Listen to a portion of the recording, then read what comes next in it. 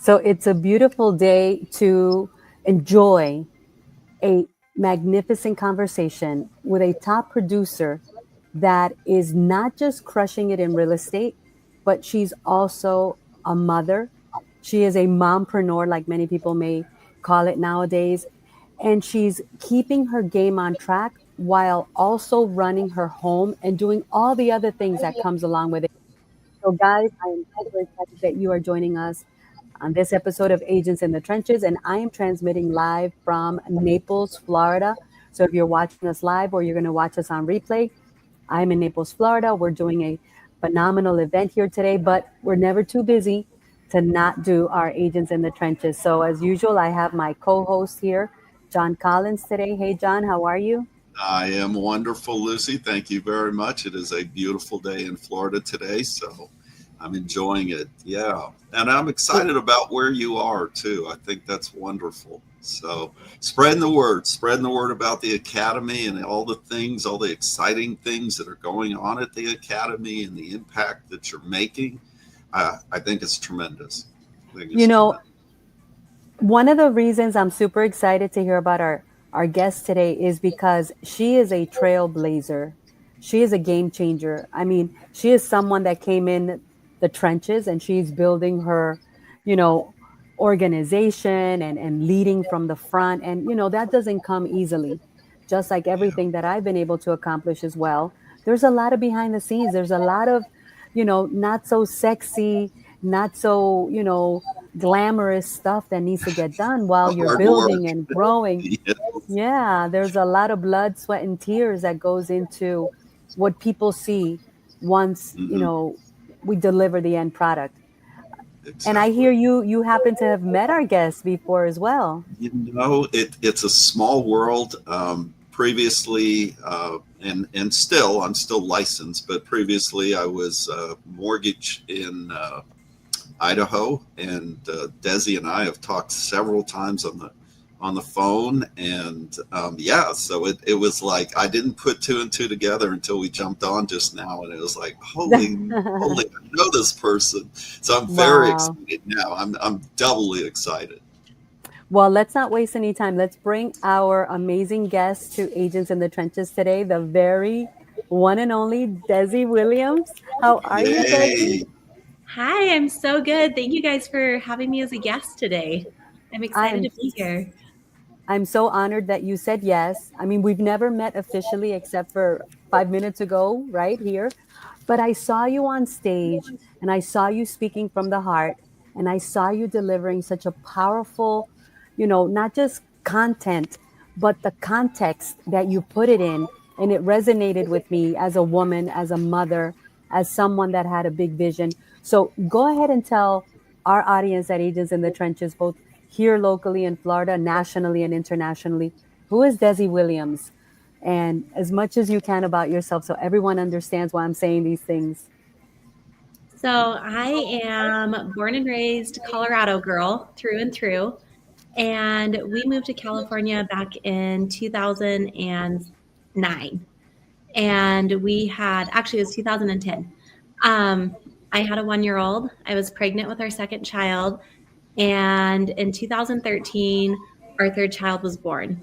That was a really interesting year for our family. My husband worked for a company business, and his mom got sick with cancer. And ultimately, she passed away, and his dad had a really hard time running the company. And so, through that experience, his job got really shaky because the company was kind of about to go under, just because it's really hard to keep things going when everything's falling apart at home. And so that year for Christmas, he got me real estate books and said, "Hey, honey, I thought you could get your real estate license as a fun hobby." In his head, he was thinking, it'll help keep us afloat if this company goes under. And I was thinking, oh, yeah, fun hobby. I'll have three under the age of three at home. It'll be great. So I got my license, and his job was very shaky. And at that point, I knew that it was shaky, and I was like, I've got to make some money. I used all of our savings to pay for real estate school, the training that my brokerage provided, and signage and all of those things. And so I was like, I've got to get to work.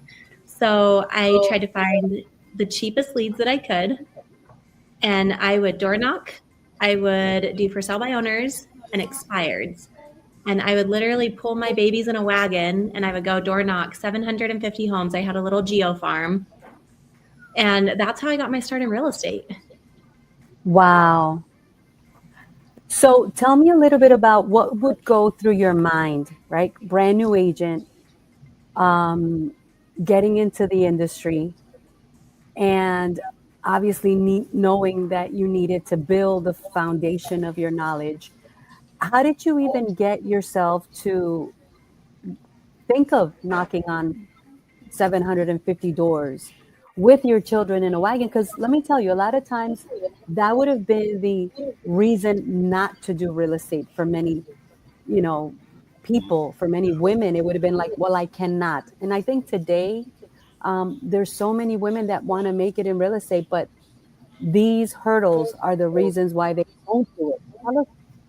How did you get it to be the reason you did do it? Well, so like I said, I was about 5,000 in the hole for this real estate investment. And I think I was like a lot of agents where you think, oh, I watched a couple HGTV videos and like it's so easy. You just go show people 3 houses, they pick one and you get a giant paycheck. It's going to be so great.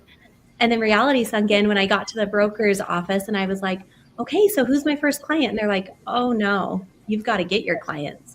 And I was like, oh, well, how do you get your clients? And so I sat down with my broker and he was like, I was like, I need free. I can't pay for leads. And he's like, okay, you can call for sell by owners or expireds. Here's a script. He gave me a script from like the 1930s that was like totally out of date. It was terrible. And so I kind of rewrote it, made it my own. I would call the for sale by owners during nap time. And so my kids would nap every day from 1 to 3. And so that's when I call for sale by owners and expireds. And I try to set up an appointment for the weekend when my husband would be home to watch the kids or after 6 o'clock when he got home. But then I was like, I heard about geo farms and I was like, oh, that's something we could do. We could do it together. It could be fun. I could make it fun for the kids. So I would pack like binoculars and a little scavenger sheet where they could like try to find stuff while we're going in the wagon. But I just was like, I'm not going to let my family lose my house. We're not going to be homeless. Like I've got to replenish our savings account and I've got to start building up some business and a pipeline because if my husband's company goes under, we've got to be able to survive. I refuse to be a failure. And so, some days are easier than others. Like the kids didn't always want to go with me door knocking. So sometimes I would go late evenings when my husband was home. But for the most part, they could make it about 100 to 200 homes before they got really upset. And they would just see me working. And I kind of thought of it as like a good example. Like you guys can watch your mom work. You can see how hard I'm working to provide for you. And hopefully it'll instill some kind of work ethic. Were your kids your secret weapon? Because I cannot imagine anybody when you show up with the beautiful kids and not be willing to listen to you. So it kind of went both ways, right? If I look back, I'm like, if I had some girl door knocking on my door asking me to like tell me about real estate with 3 babies in a wagon, I'd be like, what the heck? That's kind of unprofessional. But then on the flip side, I'd be like, dang, that girl's got grit. If she's willing to pull her babies in a wagon, like she is definitely going to do everything in her power to sell my house. And that's actually how I met my third client. So his name was Bob. And when we were door knocking, he answered the door. He came out and he said, I'm grumpy old Bob. What do you want? I said, hey, Bob, I'm grumpy little Desi, and I wanted to come say hi to you. I'm just trying to meet my neighbors, and I'm a real estate agent in the area, and I'm just kind of trying to meet some people and really get my name out there. I'm just getting started. And so Bob was one where we started visiting him every week, and he turned into a great friend and almost like a second grandparent for my kids. We loved our time with him. And he was my third listing, and he was a $950,000 listing. And so it was actually kind of a sad story. He ended up passing away. We went one day and he said, hey, Desi, I've got to tell you something. And I said, okay, Bob, what is it? He goes, I'm actually sick. I said, okay, well, do you need me to go get you something? Like, what do you need? He said, no, it's cancer and I don't have much time left. And he really didn't. Within about a week, he was gone. And it was really sad because my kids and I grew so attached to him. But his daughter was a real estate agent in the area. And so, I was just doing it for the relationship, not for anything else. But in his will, he changed it the week before he passed away. And he put in there that I was to sell his home. And he also gave me his dog Hooligan. So Oh, Moving wow. story. That is Wow. wonderful. How touching. Yeah. I I just got love that. goosebumps. Yeah. Desi, I want you to break it down a little bit further because there's so many women with children that go through the difficulty in their heart of, do I spend the quantity of time or do I focus on the quality of time? You know, I don't want to be away from my children. I don't want to miss the things that I'm going to have to miss, but they're in this tug of war between, like you said, you wanted to get your family afloat financially. You wanted to make sure that you guys, you know, were not going to struggle forever. You were a wife that was there, you know, running side by side with your husband, but you also were a mom. mhm. How did you overcome those moments of uncertainty, difficulty, all the emotions that Mhm. go on with this? So I'm going to share it, and I'm going to share it with a story.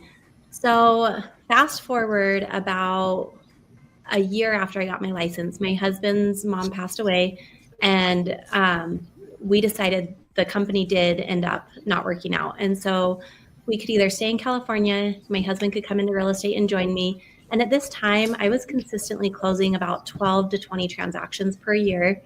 And I was making decent money, but not really California money. And so I said, you know what, honey, let's pack up. I don't want to raise my babies here. I want to be closer to family because we didn't have any friends or family in that area. So we looked for jobs all over, and God said, you know what? You're going to go to Burley, Idaho. And I was like, my husband was like, Burley, Idaho? Like, this is the only job offer I've gotten, but I'll just tell him, no, we're not moving to Burley. I said, oh no. It's like when you're in that ship and you're asking for God to send help, and he sends 3 boats, and you keep asking him, no, God's going to save me. God's going to save me. And then God comes after you drown and says, hey, I sent 3 people to help you. And you said, no. I said, God's sending us this opportunity in Burley, and we're going to take it. And we did. And I'm so glad because when we moved here, I took a year off real estate and my husband started his other job. And I'm a good mom. I'm a good wife. Like I would do all the cooking, all the cleaning, all the laundry, the outside work, the inside work. Like I don't think my husband ever changed a diaper. Like I was so hands-on with all the kids. And I'm not saying that's the right way or the wrong way, but I felt like if he was the primary breadwinner, my job was to make sure that his life was as easy as possible. And my dad always told me if you treat your husband like a king, he'll treat you like a queen in return. And he did. And so I really embraced that feminine energy and I took care of the house and everything. Well, fast forward, I got my license here in Idaho in 2018. And so new market, no friends, no family, no sphere of influence. And I waited a year to get it until I kind of got a feel for things. And I was like, it's kind of boring here. And originally I was like, I'm just going to make goat's milk soap. I'm going to be all organic. I'm going to have my own garden. We're going to can food and stuff, have our homestead. And then I was like, well, this is kind of boring. So I got my real estate license here and I started doing transactions and slowly I started implementing more systems and processes, and I would close about 24 deals a year. And then one year I implemented a CRM. I went from 24 to 89 deals that year, working out of my house, no transaction coordinator, no admin, no help. It was just me. And at that point, I had 5 kids, and I was just grinding so hard. And it was so great. I was seeing all the success. We were making more money than we've ever made in a year. I made probably 3 times more than what my husband made. However, that's when I realized sometimes it's okay to ask for help. It's okay to know when you can do it, and when it's okay to know when you need to ask for help.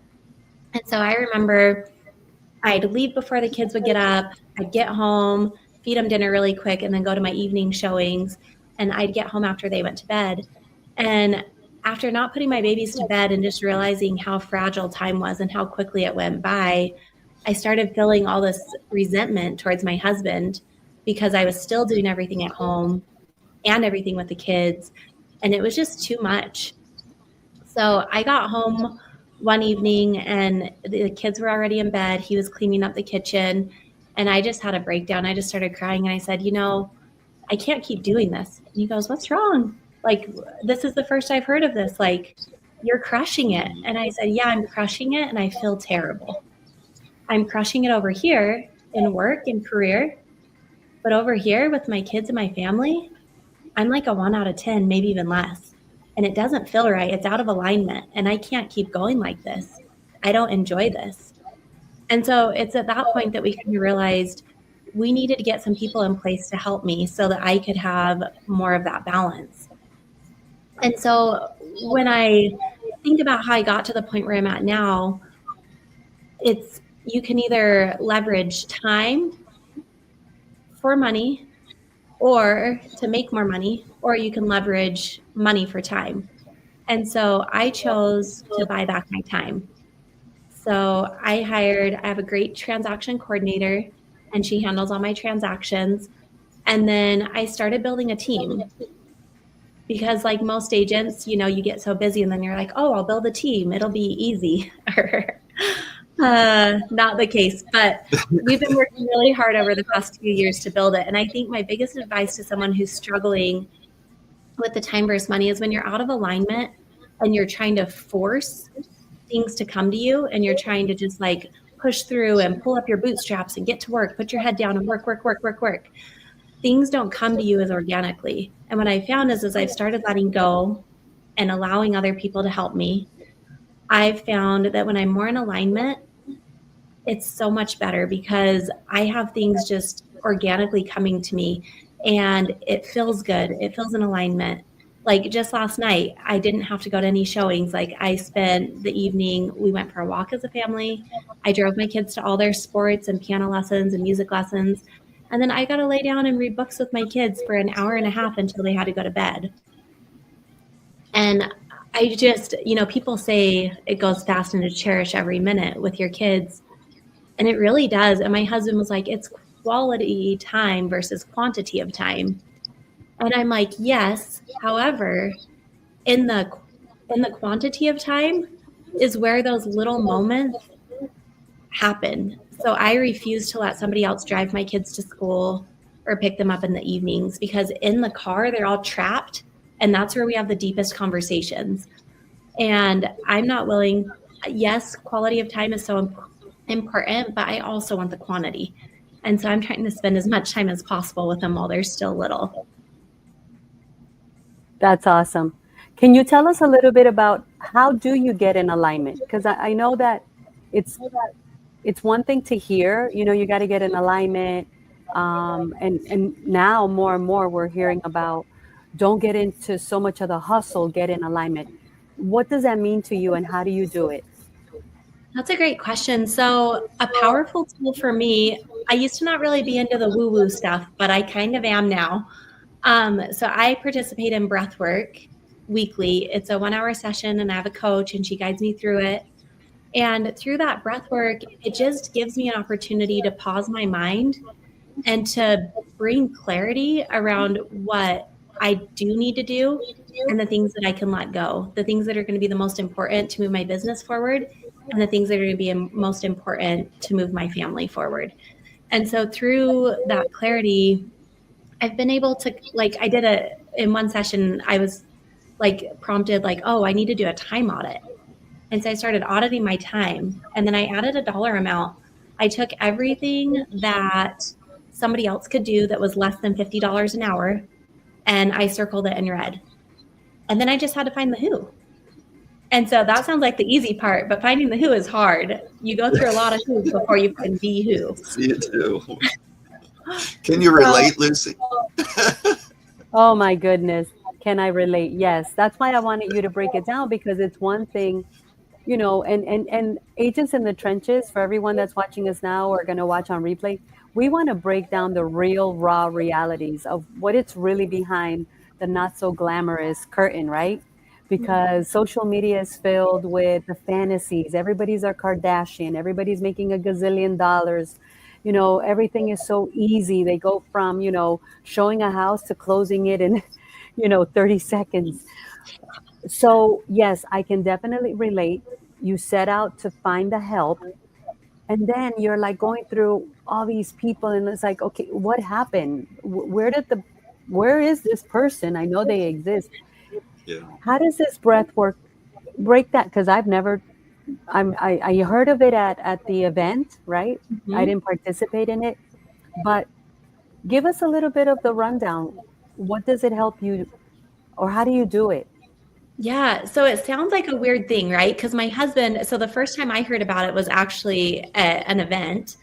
And so my husband's like, you have to come. And my husband is not a woo woo guy. He's an accountant. So he's very dry, very like black and white, and like no fluff. Right. And he's like, you've got to come do this. It'll be so good for you. And I was like, okay, sounds weird, but whatever. And that was like about a month after we had that hard conversation where I was like, I need help. I can't do it. I'm broken. Like this is really hard. So I went, and the breathwork facilitator, his name is Louis Hamner. He's my favorite one that I've ever been to, and I go to him as often as I can. But he was like, "Oh yeah, you're gonna breathe. You're gonna get tired. You're gonna feel like you can't do it. Your mouth's gonna get dry. Your hands are gonna get clenched up, and you're gonna have cramps all over your body." I was like, "What the heck?" I'm like, "This sounds terrible. Let's leave." He said it would feel like a panic attack. I was like, "I've had panic attacks. Like, why would I pay money to go have a panic attack?" But my husband's like, you need to stay. And so he forced me to stay in that room. And that was the first time that I had felt peace in probably 3 years. And it was brief, right? It's only an hour long. But for that hour, no distractions and just breathing and being with myself, it was so crazy. And then what you do is you breathe in a specific pattern. And so you'll do like the one that I go to now, it's like a and you do that repetitively. So it's kind of almost like hyperventilating, but then you get into this state where it's like a flow state. And all of a sudden, all these ideas just start coming to your mind. And so you'll just have all these ideas popping in and out. And it's like magic. Some people have visions of like ancestors. Some people don't have anything. They just lay there and have just like a blank mind for an hour. But afterwards, you just like get a journal and you just start writing all these random thoughts. And then you're like, okay, this is the one that I needed for today. And then you pick that and just focus on it and implement it. That's so powerful. That's so powerful because we are living in a very chaotic time. There's chaos all around. I mean, there's people that are like today they're like a Jekyll and Hyde. Like you meet them one day and they're one way, and the next day they're and it's like, wow, what happened? But I think it's all the stresses of life and the uncertainties, and I mean, people are just going through a lot of turmoil, and I think the biggest turmoil is internally. So I want to break it down for the people that are joining us right now. You went from a brand new agent with three little kids, putting them in a wagon, going door knocking to 750 homes. You started doing enough deals. I think you mentioned like one a month, you were saying, right? One a Mm-hmm. month. And then you totally picked up and moved to Idaho from California, a whole new place, and you started over. And you were doing about two transactions a month. And then you went to how many? Like 80 something a year? 89. Yeah. That first jump, I went from about 20. Well, it ended up being about 48 to 89. And then ever since that year, I've been doing around 120 to 130 a year myself. And then Wow. my team, we actually have 25% market share in this market right now. Very good. That is Wow. why I knew. Oh my God, I just got chills. That is why I knew you must come to Agents in the Trenches. For everyone that's listening, you have five children. Mhm. There's no excuses. It's not, No.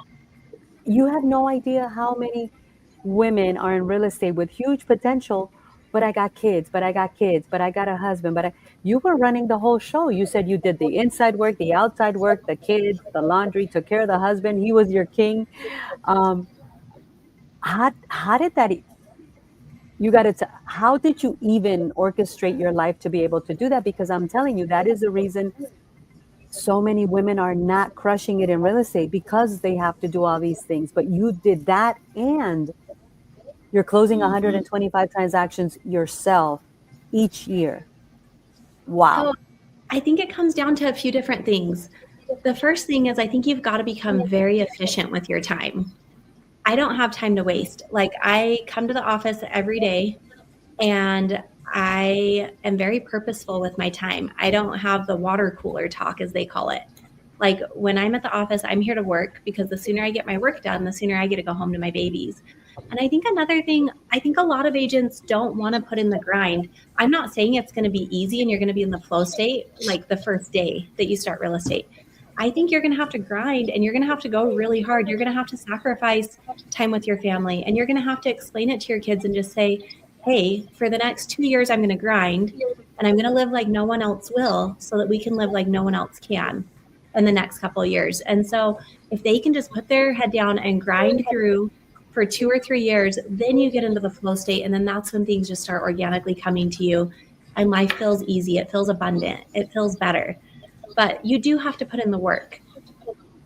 So there's two specific areas that I've heard you talk about. And in the beginning, the first area you found was your why.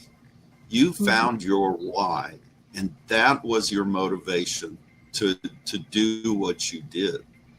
And then the second thing that I've heard you say is that when that why turned into success, you were willing to trade money for time so that you had more time. And that's a hard decision. I think a lot of people can't make that decision of, hey, I need to get balance and here's how I'm going to get balance. So those are two turning points that I hear you say in your story that are so powerful, and there's so much lesson in both of them. So thank you. Yeah, of course. And I think one other thing I want to add to it, I think in order to get to doing this many transactions, you just have to increase your capacity. And so at first you're going to feel stressed once you have 2 transactions at one time. And then 1 month you're going to get to 4 transactions at one time and you're going to be like, "Oh, how am I going to do this?" And then it'll go back down and you'll do 2, 2, 2, then you'll jump to 7, and then you'll average 4 a month, and then you'll jump to 10. So I didn't go from like hardly any to a ton all at once. But what I noticed is the stress is kind of the same. Like whether you have 4 pending or right now have 28 pending, it's the same stress. But you have to have the systems in place so that you're not dropping any balls. Because as soon as you start producing at a high level, if your customer service goes down, you're done. Like you won't get referrals, you won't get repeats. How did you learn that system, or how did you come to develop that system so that it worked to your benefit? So I started with a piece of paper and I had a buyer start to finish checklist and a seller start to finish checklist. And I had a really good, so I had my first broker in California. I switched to a different broker. It was just her and me. And she was like, have you guys ever seen this book, Unreasonable Hospitality?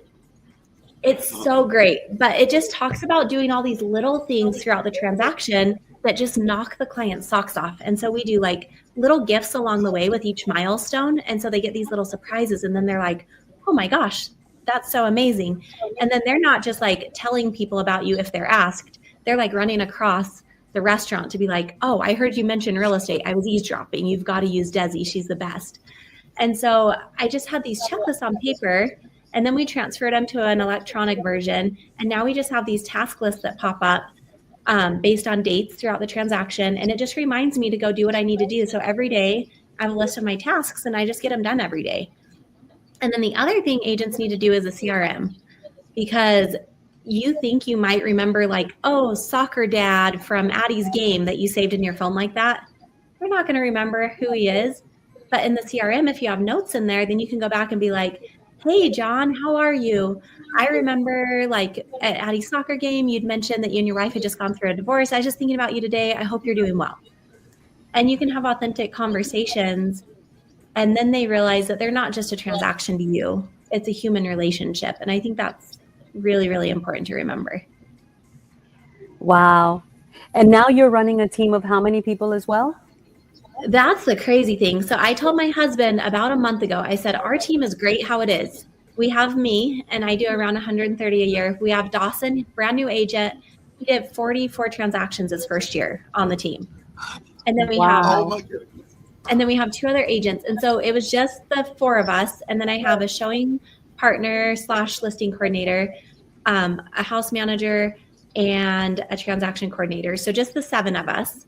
But then in the last week, we've added 4 agents to our team. And I think it's because I told my husband, I was like, we're good. We don't need to grow. Like, we're not adding anybody else to this bus. And then all of a sudden people are like, hey, I want to join your team. I want to join your team. Could you expand to Twin Falls? And I'm like, yeah, sure. So, but it feels good because they're just being attracted to this wonderful, wonderful opportunity that we're building, and they see the value. And so right now we've got those 7 plus 4 more. So we're sitting at about almost 15 agents right now. We've like quadrupled in the last couple of weeks. And so it's been a little crazy onboarding everyone. And how old are your kids now? So my oldest is 14. She just went to her first prom. Oh no, 15. She just went to her first prom on Saturday, and I about died. And then my youngest is 5. And so they're all about 2 years apart in that gap. Ladies, you have heard it. Well, ladies and gentlemen, right? But this is a story for the ladies. I mean, you could build a real estate empire. You could be an every woman, right? You could do all things. And I want to ask you a question. Tell me what the lion behind you represents to you, because I think it's beautiful. I saw that. Yeah. So this is such a crazy story. I had a breathwork session, and I had this vision of lions and a lioness, and I was really struggling with I'm like, I'm a badass CEO, and I go hard, and I'm tough and rough, and like I have no emotion, I have no feelings, like I'm just hard. But inside, I'm actually not. I'm really kind. I'm a nurturer. I'm a lover.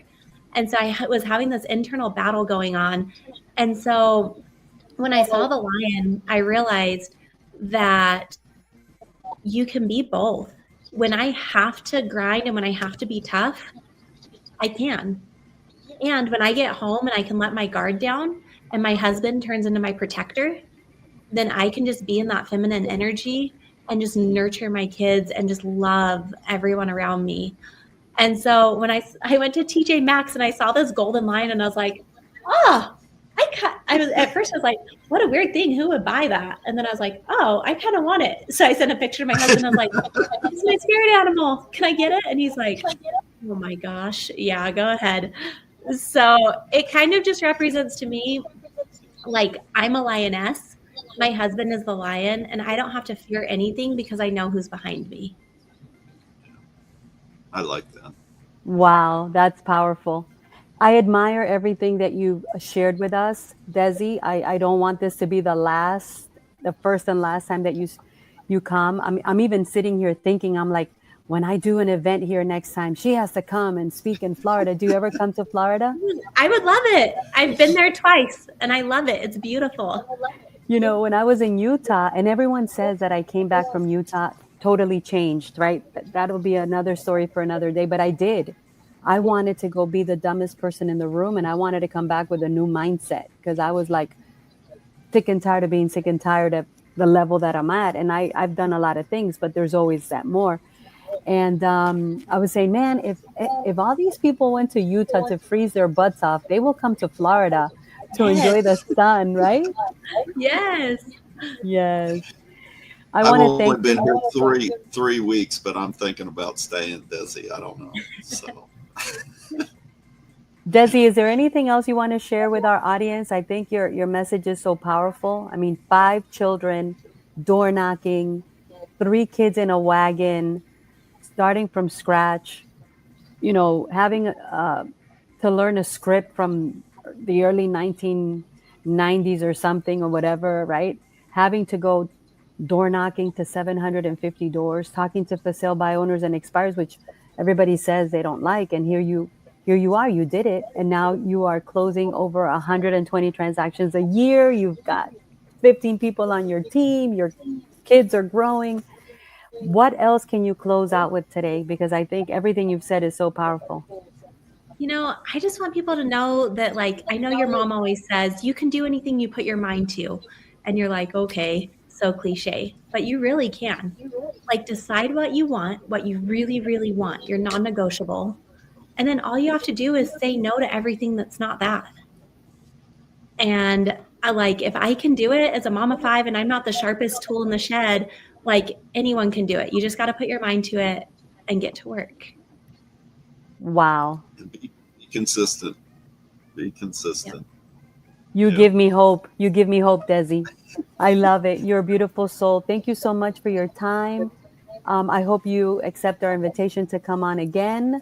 Yes. I wish you nothing but success. And I will invite you when we do our Southwest Florida Mastermind Network event, because I saw you on stage and I was like, wow, what a powerhouse.